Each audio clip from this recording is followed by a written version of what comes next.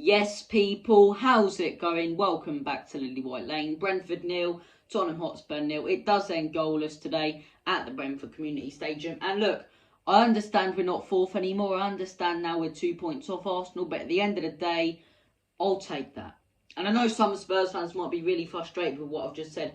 But I think you've got to assess that you're playing against a team that is, their form is skyrocketing. They've got one of the best form out of any teams in England, let alone the Premier League. Their form has been phenomenal, beating the likes of West Ham, Chelsea, top teams, and beating them very, very comfortably. And look, they were the better team today. They had plenty of chances, especially in that first half.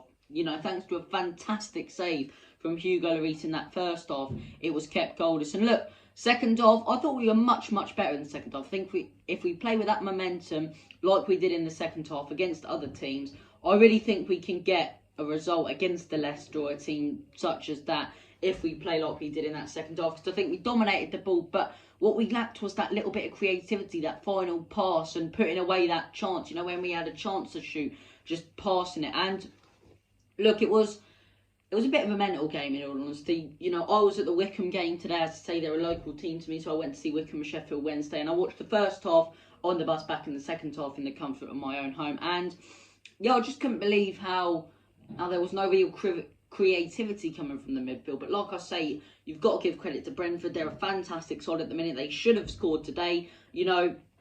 Thanks to Harry Kane, as much as we can criticise how he's not been brilliant up front, that goal line clearance is what keeps it 0-0. That goal line clearance is what keeps us in touching distance and 2 points off Arsenal. So what a phenomenal goal line clearance that was.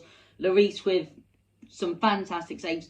And look, there's always positives to take for me, and especially with today's result, as much as our attack really lacked threat and our midfield had no creativity whatsoever, our defence was really solid. I thought both wing-backs weren't brilliant. I thought Sessegnon was good, decent enough. I don't think Royale was brilliant, but it was that back three for me. When Dyer tried to play it long, it was pathetic, but defensively, constantly positionally aware today. Dyer was really good defensively. Davies, another one, made some fantastic tackles, really got stuck in today and made some brilliant blocks and defended well. And Romero once again. And if we didn't have Romero if we didn't have Romero in that team, and it was a Jose team such as last year, and we play against that team today, that Brentford side, if we don't have Romero in that game, we lose about 3 or 4-0. That's the honest truth. So look, I think we need to look at it as, if you don't win, you don't lose. And we looked at that last week after the Brighton game, and it's like, real frustrating 3 points.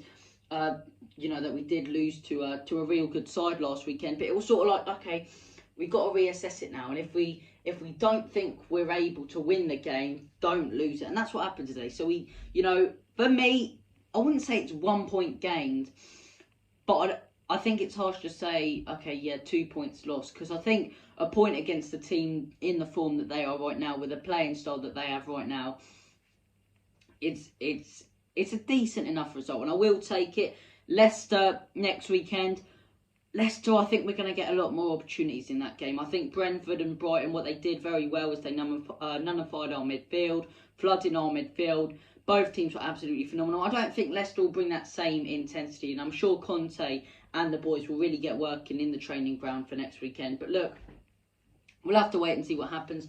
But what a beautiful moment it was, seeing Christian Eriksen walk on that pitch. And, even before the game in the tunnel, greeting all the Spurs players.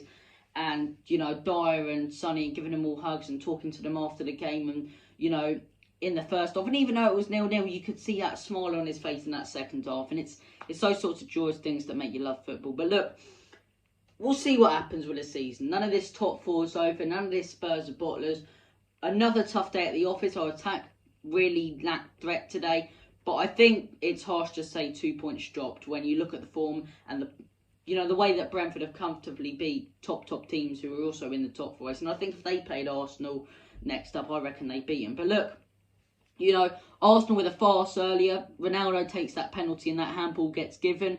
That's a 3-3 draw. But look, we'll just have to wait and see. I think there's going to be a lot of games where Arsenal should be winning and they don't, and that people don't expect them to win and they do. And the same with Spurs, and the same with West Ham, and the same with United, if you want to count, West Ham and United are still in this top four race. But look, I don't think we'll know if this top 4 race is done until the final couple of match weeks, unless another team loses all their games, because it's so topsy-turvy at the minute. But look, wait and see what happens. Thank you for watching this video. Take care of yourselves. All the best. God bless. And as always, come on you Spurs. ENIC out. In Conte, we trust.